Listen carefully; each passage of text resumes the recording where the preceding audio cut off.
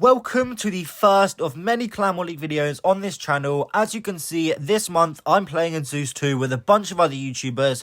We've got Applesauce, PJ, Big Country, Soul, Dark, Clay, Word, and Shock should be down here. There he is. And of course, a bunch of other great attackers in this clan, if you do recognise their names. But we're going to get this show on the road, attacking the #1 base, which is this double poison setup right here. I'm going to go slightly in depth into how I'm planning this base for Clan War League, so if that doesn't interest you, then feel free to use the timestamps and skip ahead to see the live attack directly. Also, after the attack, I'm going to show you guys some replays from other attackers in my clan. So without further ado, let's get into the planning.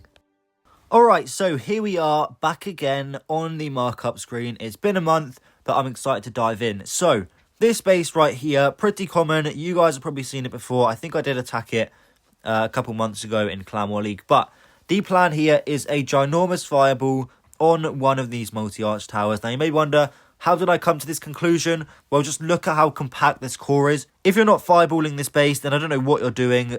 You could go for a fireball on this Crusher Mortar, and I asked a couple of the fireball nerds in War Torrents, which is my quote-unquote home clan, and they did tell me that I could have got all of this defense, all of this value right here. What am I chatting about? Yeah, that whole huge amount of value, but the head fireball nerd called No Sleep told me that was probably not the way to do it. And instead, you shouldn't try and do something fancy. You know, try and stretch out your earthquake spells to be literally in every single direction. You can get overwhelmed, then you can maybe miss a couple of the key defenses.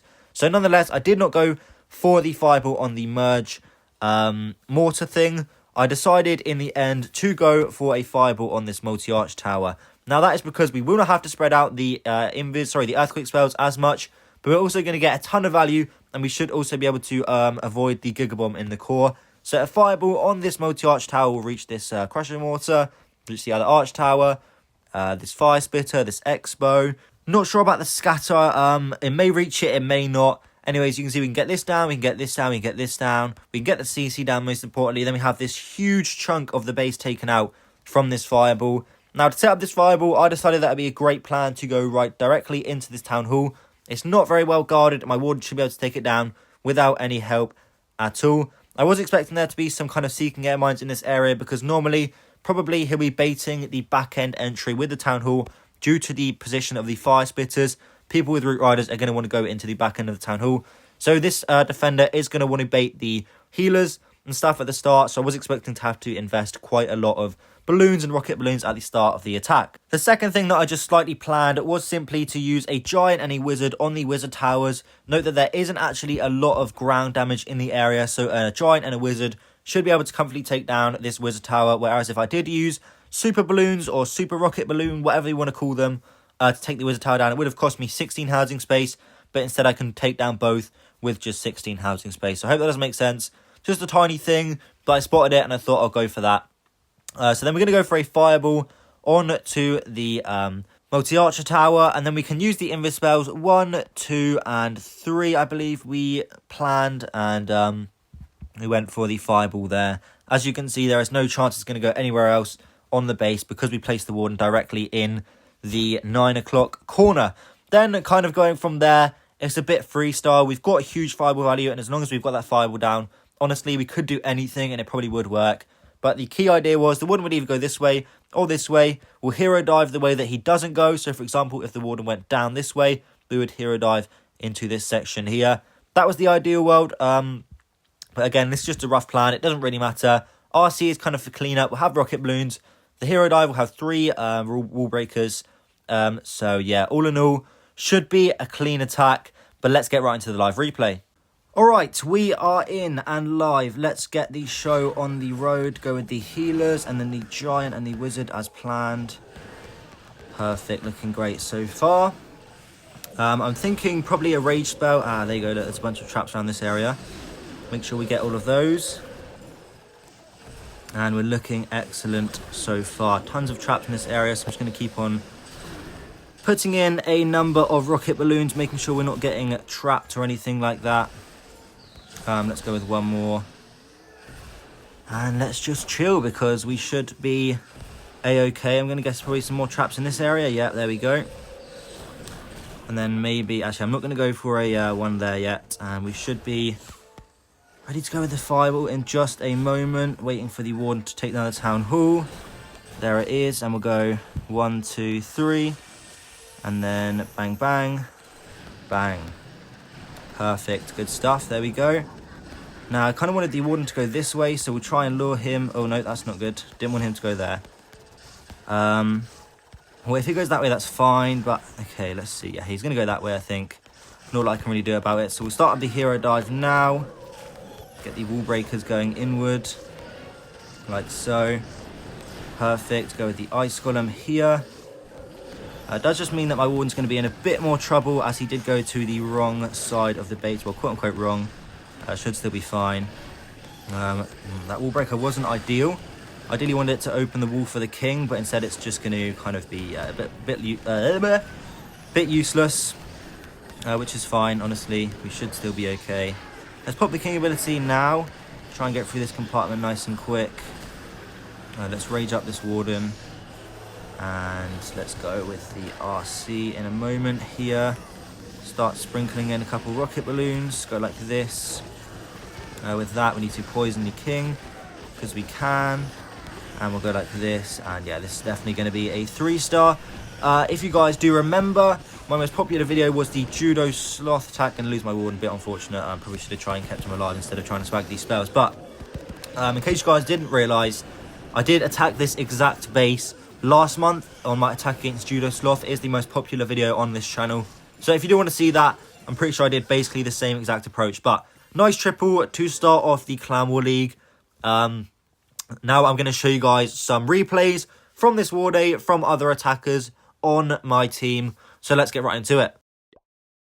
Alright, so the first attack that we're going to watch is from PJ. Do not worry, I'm going to be showing a lot of different attackers throughout the entire Clan War League. Hopefully get around everybody by the end. But we're going to start off with PJ here, using the Spirit Walk, of course, to set a nice funnel for his Root Riders. He does have quite a cool little trick here with the rocket balloons. Takes down that builder hut so that the RC can go in and grab the merge cannon and the scatter shot, which is really good value. Now, one thing that I did notice when I watched this replay was that PJ has got some really good invis timings. For some reason, I feel like my invis spells are always off-timed and I always lose my fox and stuff.